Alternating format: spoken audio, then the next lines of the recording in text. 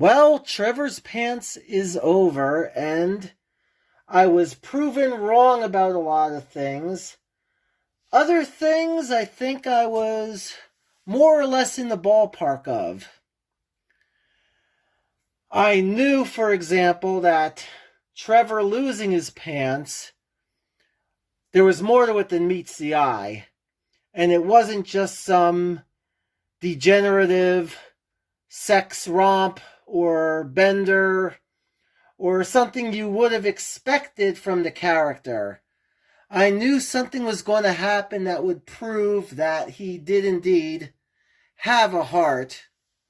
And in this case, by the way, this is a good time to say spoiler alert. So if you have not watched the episode yet, turn away now, watch it. Of course, I'll recommend watching any episode of Ghost to anyone, and then come back when you're done. Alright, so turns out Trevor lost his pants because he was helping his friend who was being hazed and was pretty much stripped to his undergarments and was being encouraged to run out in the cold. So yes, Trevor does have a heart. Behind the persona, behind the facade.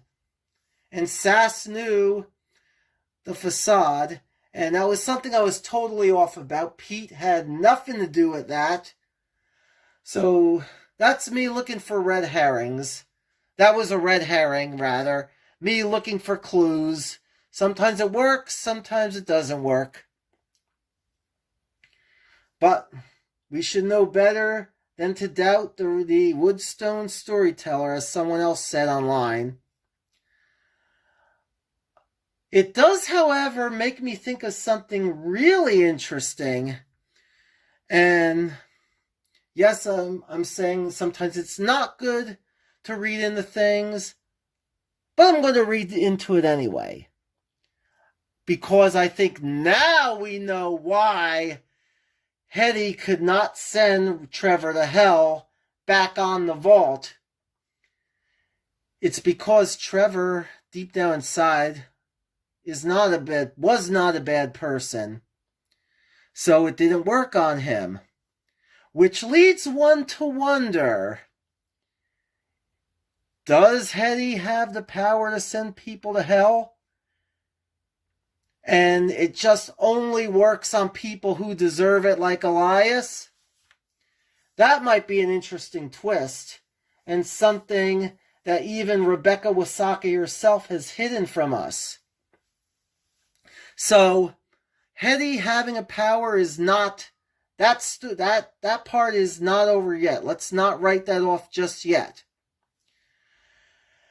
And speaking of my predictions, Thor and Flower. Flower said she found a compromise, and this was kind of a compromise with what I thought was going to happen. You see, when Thor did tell Flower himself, he didn't need a go-between. But we have to remember, Flower is used to being in thruples, so she needed a third person, and of course, them interviewing people for the three-way, as it were. Highly entertaining, very funny. As an aside, Hetty was not her usual nonplussed self about it. Kinda weird considering the last episode she was all about having her nape made love to. Again, I don't like to be a conspiracy theorist again, but is the spirit of Elias lurking somewhere while the rest of it is in hell? Or it could be something as simple as Hetty just wanting to feel loved, being excited by it. One never knows. But anyway, the interview is very funny, and we all knew, everyone who saw the previews knew where that was going. The compromise. If you can't have if 3 people made Thor uncomfortable, get less than a full person. And of course, Thor needed time, in the end, needed time to think. He realized that they weren't quite ready. And since they're not quite ready, does this mean Flower and Crash are going to be a thing? And if they are, what's Crash's head going to think? So, all in all, another entertaining, another heartfelt, very worthwhile evening of watching Ghosts. And we're going to have to see you in 2 weeks.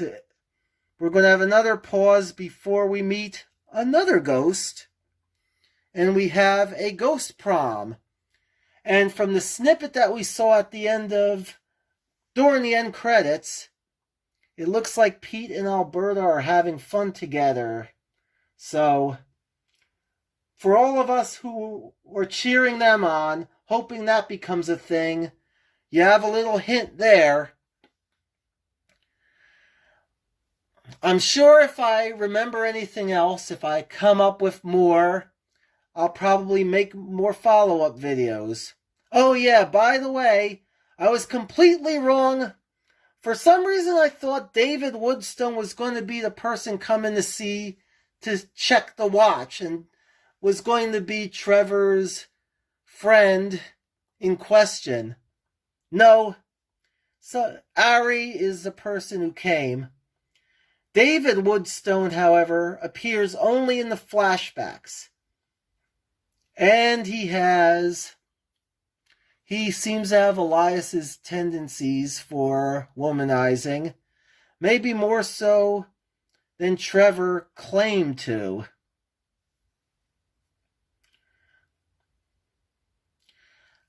So, again, that's all you're going to get out of Trevor's pants tonight. I will see you again pretty soon. Catch you later.